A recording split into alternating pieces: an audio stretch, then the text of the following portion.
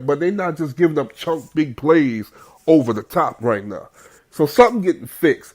This week coming up is going to be interesting. For the fact of the matter is that now you got a team that to me, it's a must win because it might come back and haunt you later if you got to go back to Minnesota for the NFC Championship game.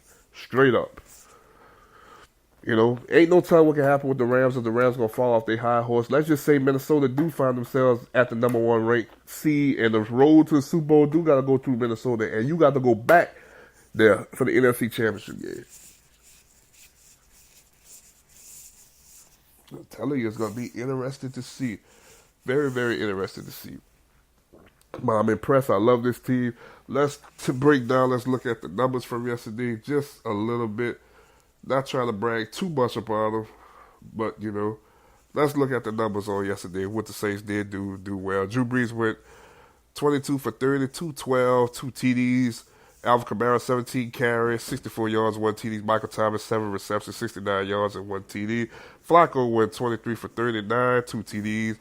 Collins had 11 carries, 38 yards. John Brown had 7 receptions for 134 yards and 1 touchdown on the day yesterday.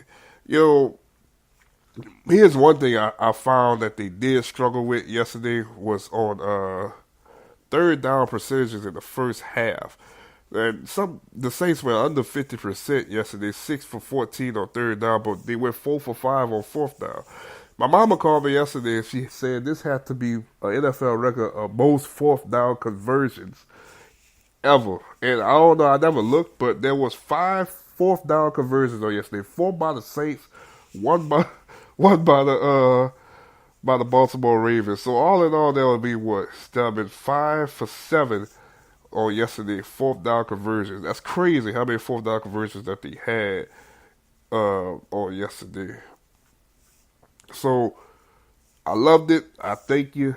I think we're gonna be good for the next couple of weeks. I think you want to know in the playoffs in my book. These playoff type atmosphere games. Now you get to go back to a place where emotions probably gonna be high this week. It's gonna be real, real high. The fans gonna start heckling you. I think everybody gotta go in and just focus on the football game. I think they're gonna show all week Marcus Williams missing that tackle. I mean, be prepared. They're gonna try to make your emotions high. But the best way to shut them up, because when you think about it, yes, they eliminated you from the playoffs, but what did they do the following week? Nothing. Nothing. Nothing. It's not like they went to the Super Bowl. They shut that down. So you didn't go to the Super Bowl, and they didn't go to the Super Bowl. So the best way to get revenge is beat them now and keep it moving. Because y'all both didn't get to the place y'all wanted to get. It's going to be a good game Sunday. Very good game Sunday. And I don't. Their defense is not as what it used to be to me, so I think it's gonna be a real good game. Can our defense performance stop them? Is my biggest concern. So we're gonna touch on that later on in the week, and we're gonna touch a little bit more about some other NFL news coming up. Some things that I'm gonna start paying attention to in the next couple of days as well. So let's finish out this last one with a little basketball, and we're gonna call it a wrap from there. So the New Orleans Pelicans right now find themselves as one of the best teams in the Western Conference. Crazy to think that, I thought they'd at least be 1-1, but now they find themselves at 2-0 right now. So I'm very impressed with them. Now then they play the Clippers on tomorrow, another chance to find themselves to be undefeated. So let's talk a little bit about the Pels. And right now their leading scorer is Nikola Mirotic. That's crazy, right? So I'm very, very interested to see. The Pelicans really aren't not really truly a standout team right now. A lot of people not really giving them a lot of love right now. But shout out to New Orleans. I mean, hell, they making sure they get the respect that they deserve right now. If the playoffs start today, and Lord knows you can't really go off of the first week of basketball, but just saying this, look at this, guys. The number 1 team in the Western Conference is the Denver Nuggets. Number 2 is New Orleans. Number 3 is Portland. Number 4 is Golden State. Number 5 is the Clippers. Number 6 is Phoenix. 7 is Memphis. 8 is Utah. On the outside looking in right now, Oklahoma City is 0-3. Okay. They got to turn around quick. LA 0-2, Minnesota 1-2, Sacramento 1-2, Houston 1-2, Dallas 1-1, and San Antonio 1-1. Now all this will change soon, very, very, very soon. Let's just look out east right quick, just to say you what happened the first week of ball.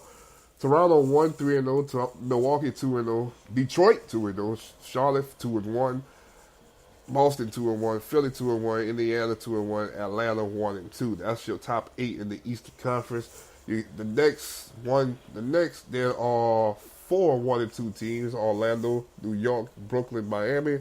0-2 is Chicago, 0-2 is Washington, and 0-3 is Cleveland. Is the worst team in the NBA right now. Trae Young dropped 35 last night on the Cleveland Cavaliers. That completely blew my mind. Oh, that really did blow my mind. So on that note, yeah, man. I mean, New Orleans, to me, the best thing New Orleans is doing is they playing high defense. Very, very, very high defense. I mean, by the time I put the game on the other night, I mean, all these starters was doggone there sitting down. I mean, they had 149 points. What you expect? So, it's been fun to watch, but I'm ready to see them take it to the next level. Like I said, I want to see this team maintain in the Western Conference, to at least have a chance to get other people to come here. And I think right now what they're doing, they staying in the flow early. But it's a long season. They got 80 more games left to go. And they got to find themselves at least being in the 50, the early 50, mid-50 range to be in the playoff hunt, to solidify themselves before people like LeBron James and company start figuring it out. And to me right now, and that's where I'm going with this, is that with LeBron and having, they really can't figure it out right now, but now they've got suspended players. Rajon Rondo suspended for 3 games, and also Brandon Ingram, who's a big part of this system, is suspended for 4 games. So now you costing games. So I think LA got a long way to go to figure this thing out before they really can put themselves in contention to be in the playoffs. Now, do I think they can find a way to get in? I think so, because you have LeBron James. But to me, you want to come out with fast starts. You don't want to come behind the sticks. You want to come out with fast starts. If you ask me about the Golden State Warriors, the Warriors can easily find themselves at 1-2 or 0-3. If Oklahoma City had Russell Westbrook, I think they'd be 0-3. They should have lost to the Utah Jazz, and they lost last night to the Denver Nuggets. Easily can find themselves at 0-3 or 1-2. Something not going right over there. Are they losing a step? But it's too early. It's too early to start saying that. Let's wait until about mid of next month when things start to come put pieces together. And we definitely going to be back on more basketball real soon and start getting that prepared. Because unfortunately it's here. I wasn't ready for it. The only when basketball comes at me, we almost at the midway part of the football season, or we close to the end. And we close to the end. So on that note, guys, it's time to go. I hope y'all be blessed. Listen, enjoy yourselves. Have a good afternoon, a good night, or whatever you're going to do. We'll be back Wednesday with the midweek report, getting ready for the Thursday night matchup. Also talk about a little bit the aftermath with the New York Giants and the Atlanta Falcons of tonight, and the aftermath of the New Orleans Pelicans and the Los Angeles Clippers on Tuesday. Love you guys, and we'll be blessed. We out.